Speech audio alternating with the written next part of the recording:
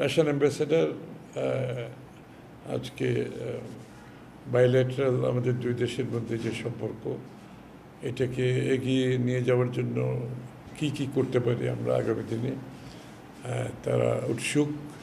বাংলাদেশ রাশিয়ার রিলেশনশিপ তো অনেক দিনের, স্বাধীনতার যুদ্ধ থেকে শুরু করে।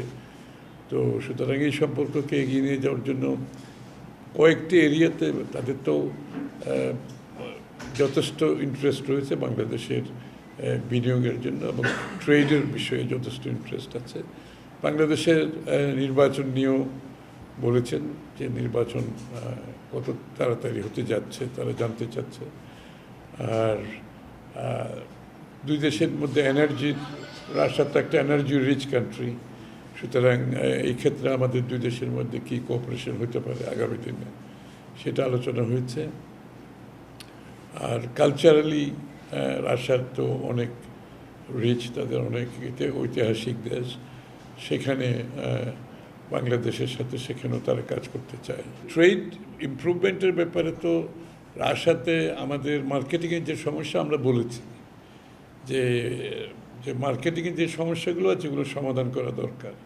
যে রাশিয়াতে আমাদের মার্কেট অ্যাক্সেস সহ ট্রেডের সাথে যে ট্রেড ফ্যাসিলিটেশনের যে ইস্যুগুলো আছে, কিছু কিছু সমস্যা আছে, তাকে বলা হয়েছে, আমরা ওনাকে বলেছি।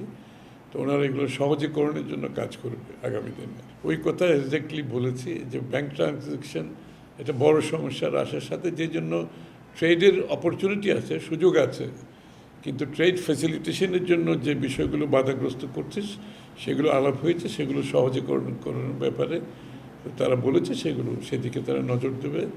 এবং স্বাভাবিকভাবে আমরাও তো বিগত দিনে রাশিয়ার সাথে ট্রেড ফেয়ার করেছি, বিএনপি যখন ক্ষমতায় ছিল তখন। এগুলোকে প্রোগ্রেস করতে গেলে তো অ্যাগ্রেসিভলি একটা মার্কেটেও যেতে হয়, আর এগুলোর জন্য কাজ করতে হয় বাইল্যাটারালি।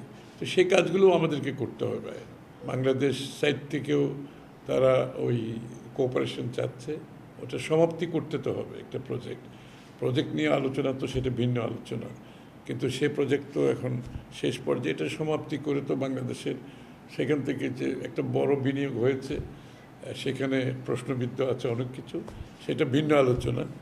তবে এটার সমাপ্তি করে এটা কিভাবে হ্যান্ডওভার করবে যত তাড়াতাড়ি সম্ভব। তারা বলছে ক্রেডিট লাইন যেটা আছে সেটা দরকার হলে আরও এক্সটেনশন করতে পারে, যে গ্রেস পিরিয়ডও তারা এক্সটেনশন করতে পারে।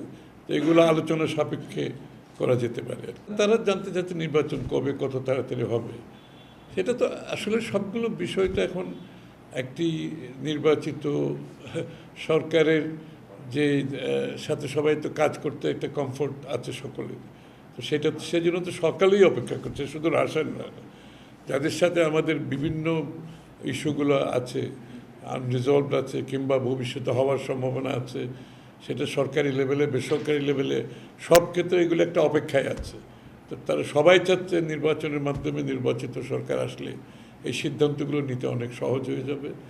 এবং এই সিদ্ধান্তগুলো তো অনেকগুলো স্বল্পমেয়াদী সিদ্ধান্ত না, অনেকগুলো দীর্ঘমেয়াদী মধ্যমেয়াদী সিদ্ধান্ত আছে। তো স্বাভাবিকভাবে তারা অপেক্ষা করছে সবাই নির্বাচনের জন্য, নির্বাচিত সরকারের জন্য।